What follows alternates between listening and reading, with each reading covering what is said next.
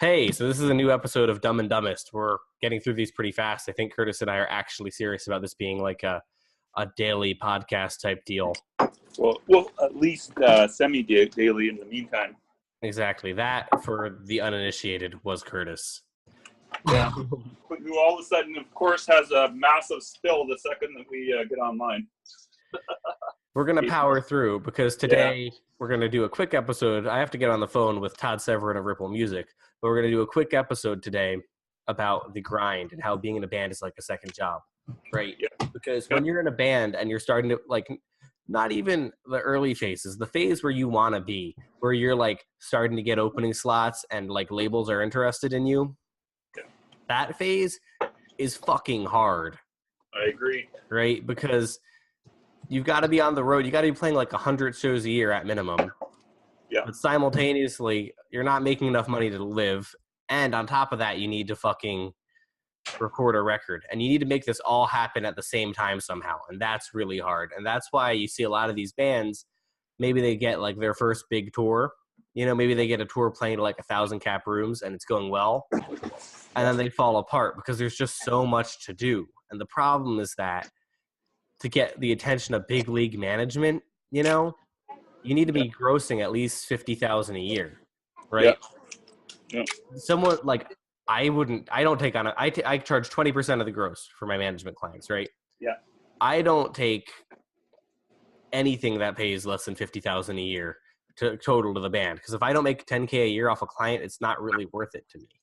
Yeah. The amount of work given, you know what I mean? Yeah. And that's how a lot of the big guys think. So you have to kind of grind it out unless you get really lucky and for whatever reason a player decides to take you on, but that usually doesn't happen. Yeah. You know? Yeah. And so that's sort of where we're trying to look and what we're trying to target is like, if you play that as much as you want to play, you have to still create content. And this is where it gets tricky because it requires a unique kind of mix of job situation, home situation, having easy access to a recording studio who's either cheap or can take care of you. It's where do you start, Curtis? Well, it all depends, right? I mean, like to me, you just have to be treating everything like it's your job. You know what I mean? If you're going to be getting anywhere. Yeah. You know what I mean? So, I mean, it's kind of like it's kind of like you have to start with like the things we're talking about, like start taking your social media seriously, start treating that as your job. Have someone that's assigned to doing it. You know, you have to start treating like your album sales or your job, you know, your band store is your job, your merch is your job, everything. You know what I mean? Yeah. And honestly, like people don't want to hear this, but the bands who are starting to break, at least in my experience, are spending at minimum 2 or 3 hours a day on social media. Yeah, and you and me probably spend at least that amount per day as well, at least. I mean, sometimes you got to do more, right? I mean, I'm on Facebook. I am in some capacity outside of when I'm meditating. I'm in some capacity on Messenger between 6 a.m. and midnight. Yeah, and I have the same thing. Between 6 a.m. and midnight, I have a response time under 15 minutes. Yeah, yours is better than mine. I got to say that. Yeah, it's because I'm Matt fucking Bacon. Well, you know what? I used to have that, and then in the last probably 6 months, I was starting to have other things slide when I was letting my volume of messages has gone up. So now now my response time is generally within about 6 hours, 6 to 7 hours. No, I get it. You're aging. Yeah. You're slowing down a little bit. Yeah, right. It's more the fact that what's been going on, like I said, is like my email volume has increased. So a lot of times what has happened with me is my email will start to suffer if I just focus totally on the social media, and I need that to get my pitches. Sure. So but generally my response time is really fast. Yes. Yeah. That being said, and this is tied into the band being your job. Yeah. It's a job where you are always plugged in, right? Like this is something people forget. Like people don't realize if you're in a band, you have to be able to respond like yesterday. Pretty much, yeah. Or at least within 24 hours, tops. Yeah. Like, I mean, 24 hours to me, is a top time. I mean, everybody screws up. Like you and me both have messed up on our emails. Like last week, I mean, I got backlogged by 3 days because I had a lot of work going and I didn't check them. I mean, I know you've done the same thing, but as a general rule, you need to be answering your emails within 24 hours tops. Same with social media. Yeah, because if people will take any excuse not to work with you, and that's not because they're bad, it's because they have fucking things to do. Yeah. Well, like with me, if someone doesn't answer me, if I'm trying to buy something on someone, for example, and I send an inquiry to a company and I don't hear back from them within 24 hours, I just say, forget it. You know, that's just me personally, but I'm sure most other people are the same way.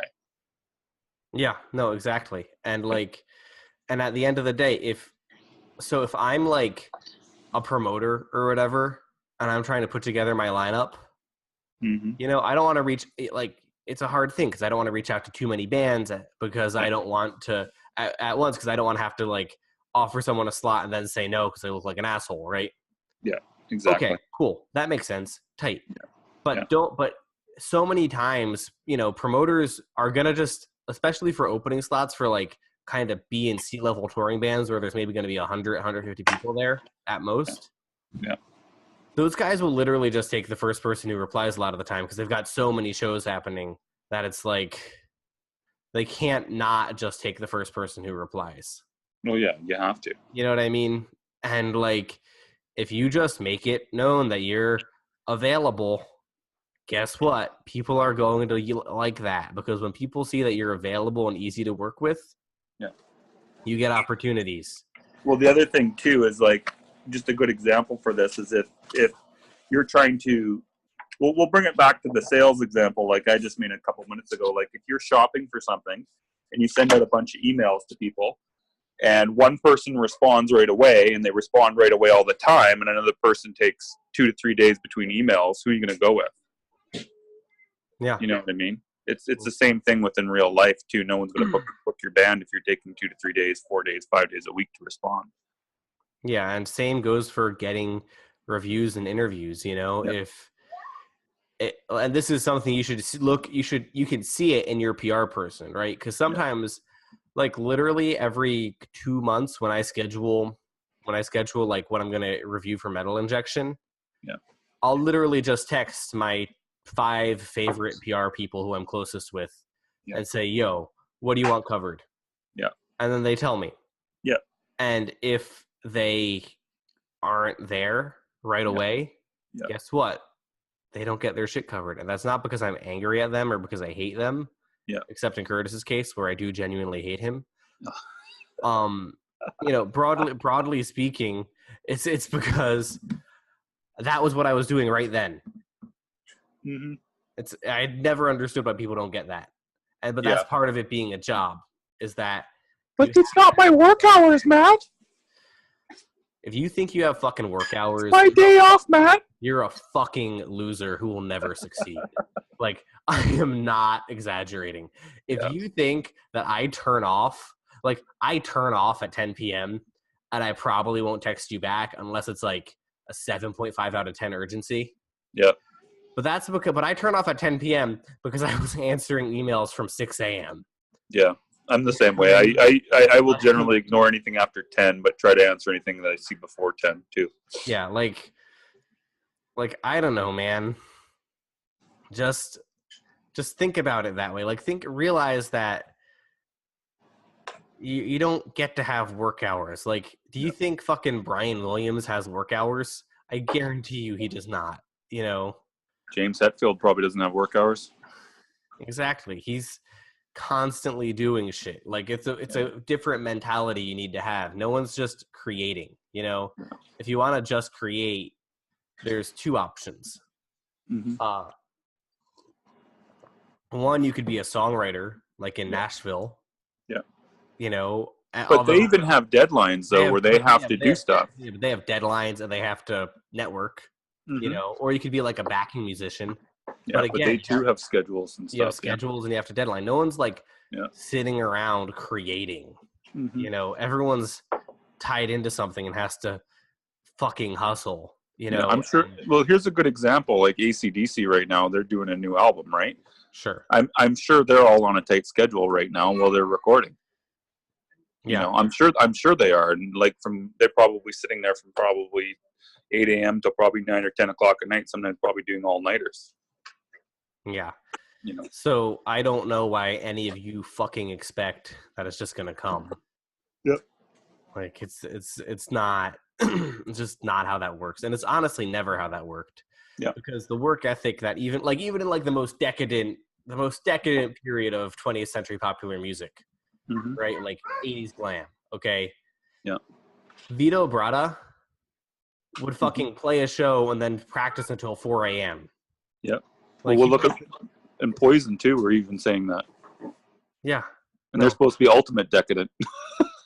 Yeah, because Poison saw what they wanted and then fucking worked. Yeah. Like it's not complicated. They were just like, oh, Yeah. we would like to be literally the worst. Yeah. And that's what they wanted for their image, so they did it. Yeah. Good for them. Good for Poison. Yeah. You know? Yeah. Like they committed to it. And once you commit to it, the success kind of comes. But you have to do the fucking work. You have to make the donuts. Yeah. Make the donuts, I like that. It's I was reading some entrepreneur book that talked about it, and then I was hanging out with some Oakham who were opening for Paul Bearer, and that's what they said. They were like hanging out at my house all day because they were on tour. My apartment's nice and big and well lit, and I have nice food, you know, because I work 14 hours a day, and then I do personal development for another 2 hours, and then I read for another hour. Yeah. That's why I live alone in a fucking 1,000 square foot apartment in a very nice neighborhood in Brooklyn. Yeah. Like, and also be aware that like when you hear like Curtis and me like buying shit for his kids or like living in a nice apartment, like we're still not doing great. Mm-hmm. Curtis and I definitely have conversations at least every 6 weeks where we'll message each other and be like, fuck, can you like hook something up? Like, yep, I'm kind of fucked this month. Yeah. Like that is, you know, and like that's just part of it. Like, yep. I was kind of fucked this month up until Curtis hooked it up, you know? But we keep on doing it. Like, you don't just give up, you know, which I think a lot of bands do. Like, a lot of bands, the two things that a lot of bands do is they'll be like, well, I don't know if this opportunity is good enough. Yeah. And that, unless it's like literally a dumb house show for some kids, do it anyway. Like, space out your shows. Yeah. But don't constantly expect good opportunities. Because, like, at the end of the day, I go to dumb house shows for kids sometimes. Yep. I've literally hung out. I've literally taken bands who I saw a dumb house show for kids and then helped them or watched them grow themselves into something bigger. And we've maintained a relationship through the entire fucking thing. Yep. Like, don't expect that, you know, just because it's a small thing, it's not going to pay off. Be smart about your choices, you know, work smart and don't, like, paying your dues doesn't mean being dumb. Yeah. But, you know. Yeah. What did you have to say, Curtis? I'm sorry, I cut you off. Well, you kind of like basically said everything, but I mean, what you're saying basically applies to pretty much anybody in the industry, whether they're a freelancer or a blog owner or anything like that, right? I mean, you got to be quick, you got to be dedicated to it, and if you're looking to have a career at it, you actually have to go and do the work, and you have to be doing work a lot. I mean, what you and I do is essentially no different than what most freelancers do, you know? It's like you got to hustle, and then a lot of times you don't get paid for weeks and weeks and weeks. People are overdue. You're like, how am I going to keep the lights on? But you just keep going, you know what I mean? And I mean, that advice just goes for anybody is just, you just have to keep going. You have to keep looking for opportunities. How can I better the career today or what I'm doing, right? So yeah, or you could kill yourself. You could do that. Yeah. I'm not highly advised. Yeah, no, of course not highly advised at all. Yeah, but it's an option. Yeah, it is an option for sure. We're such dorks. Holy shit. Anyway, now can I say something else? One other thing. This is kind of a little bit off topic, or do you want to go on this? No, shoot. Okay, so one thing I wanted to bring up. Me and Matt have started in the Dropout Social. I'm going to give that another plug right now. but it's kind of on topic, kind of not.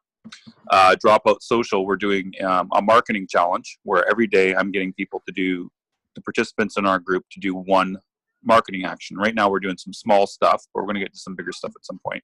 So we got about 4 or 5, I think it's 5 people right now, including me and Matt, that are, no, 6, I think, including me and Matt. 6, yeah. They're participating right now every single day. So far we're on day 2, but we've had 100% responses, except for Matt Jan, who I think forgot today. But anyways, Matt, if you're listening to this, you have to do day 3. Is it James? Is that how you say his name? I don't know him. I think you know him. Matt from Into the Storm. If you're listening to this, don't forget, you got to do your day 2. Day 2. I'm publicly calling you out, man. He's going to hate me for that. But anyways, but so far we've had, when you exclude Matt, the other Matt, 99% compliance, and it's been going really well, in my opinion. Because, I mean, it's very basic stuff so far, but it's just stuff that you need to get in. Like, so far we've talked about Twitter, getting your Twitter set up, your Facebook set up, and some basic statistics being checked. And I mean, you know, that's just very basic. But like I said, if you get in the group now, you can see the earlier lessons, you can catch up, and you can start participating. But the thing is, you have to participate every day. And those people that have been doing it are showing that they're serious, because they're actually doing the challenge every day. And I post them first thing in the morning, well, third thing in the morning, basically. Yeah, they are making the donuts. Well, they are, because that kind of, like, when I see those guys have been doing it every day, we'll see how long. Like, I think all of them will stick with it 100%, but because all those guys are actually quite committed, in my opinion. So very much so. Well, one of them I don't really know, but the ones I do know, I know are 100% committed. So I think they will be the ones who will eventually do better than most bands, if you get what I'm saying. Yeah, I mean, just look at Forming the Void. Marshall is very fucking serious about what he does, and yes, the lineup as a whole is very fucking serious about what they do. And guess what? Yeah, they're playing Psycho Las Vegas, and you're not. Yeah, James is someone who is definitely Marshall. 100%. Yeah, he's 100% committed. I think every time I've ever spoken to him, it's like instant communication. He's posting stuff all the time. You can tell he wants it. And they're a great band. Yeah, well, that's the key part, is he makes some really killer music. But I mean, if he just had the killer music and he wasn't backing it up with all the stuff he's doing, like, he's probably going to get signed to a really big label at some point. I don't see how he won't. Yeah, you know? Exactly. We've talked about that extensively. He's he's one of my dudes. Yeah, he's going to do really well. There's no way he can't, if he just can continue with the quality of his music and just doing what he's doing. I don't see how he can't succeed at some point. So there we go. Forming the Void. We love you. Pearl Now that Harbor we've stroked James his ego about 1,000 times. Yeah.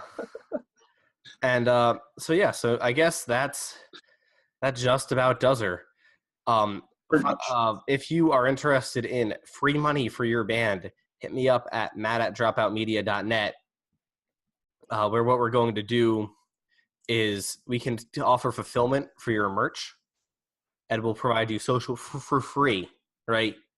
You get free social media posts, you get that kind of market your shit, and you get money every week, assuming you're making the sales. And you don't have to do anything outside of send me a few shirt designs. That's pretty fucking cool. Very cool. Can I go over one little quick story before we end? Yes. Matt Bacon wanted me to approach Lee Aaron to be her manager today. She was playing. I was out with my family today in Kitchener, walking down the street, and all of a sudden I hear "Hello, Queen," and I realized Lee Aaron was playing the outdoor festival that's there in the middle of the afternoon. Unfortunately, I couldn't go because my family wanted to go to the dollar store at the time. But Matt was texting me endlessly, telling me to go approach Lee Aaron to be her manager. True story, not made up in one at all. Yes, and then I saw, and then the funniest part is I saw the older version of Matt Bacon. I think it was his dad with a Kiss shirt holding a Lee Aaron CD. I'd like to point out that my dad has all of his hair, but it still kind of looks like an older version of you if you had no hair. I really don't see how it looked like an older version of me. There was a Kiss shirt. There was the Lee Aaron CD, and there was the guy who was giving the metal horns, wasn't he? I've literally never heard of Lee Aaron before today. He has. He's just saying that. No, I've literally never heard of Lee Aaron I before. don't think that's true. There's no way you haven't heard of Lee Aaron. There's like really, literally no way. Like I feel like you're really okay. Look, American listeners, we're gonna choose someone bigger than Lee Aaron, who I guarantee none of you have fucking heard of. Well, Doro Pesh is kind of probably the Please, equivalent to no, Lee yeah, Aaron. I know, but that's not what I'm saying. Okay. Please message me either on Facebook or Instagram at MattBacon666, Matt@dropoutmedia.net. Message me if you know who Danko Jones is. They won't know who Danko Jones is. Danko Jones is significantly bigger than Lee Aaron on social media. Well, no, but it's a different time period though, because Lee was big in the '80s, right? So Lee at her prime was probably at least 2 to 3 times bigger than Danko Jones, I would think. Okay. That's my guess. I mean, maybe I'm Okay. If looking at it through Americans listening to this know about Danko Jones or Lee Aaron, please tell us, because I really feel like people don't. People will know about Lee Aaron. Anyone who's older than 30 years old will know who Lee Aaron is. Okay, if they're in the metal. I'll ask Todd Severin when I get on the phone with him in 2 minutes. He'll know who Lee Aaron is, and if he doesn't, he's lying to you. Okay. That's them some fighting words. No, but seriously, let me know if Todd does. He should know. I mean, I don't know. Like, did he listen? He probably listened to. Did he listen to like the poppier metal stuff in the '80s or no? Yes. Okay, well, as long as he did, I'm sure he's going to know who Lee Aaron is. If he doesn't, I'm going to be totally shocked. Maybe she didn't make it down to California or something in that case, but I will be shocked. Okay, we'll figure it out. Anyway. Yeah, anyways, but text me as soon as you know. Yes, follow us on Instagram at MattBacon666 at DoerPR77. Again, free money for your band. Just email Matt@dropoutmedia.net. Check, we both got daily videos giving you marketing advice. Yeah. Curtis does PR. I'll teach you how to not market your band like an asshole. Yeah. And that should be my motto, by the way, is teaching you how to not market your band like an asshole. I like it. Let's do that as your tagline. Anyway, take care of yourselves. Enjoy your Saturday night while Curtis and I work until we throw up. Cool. Party on. Bye. Are we done yet?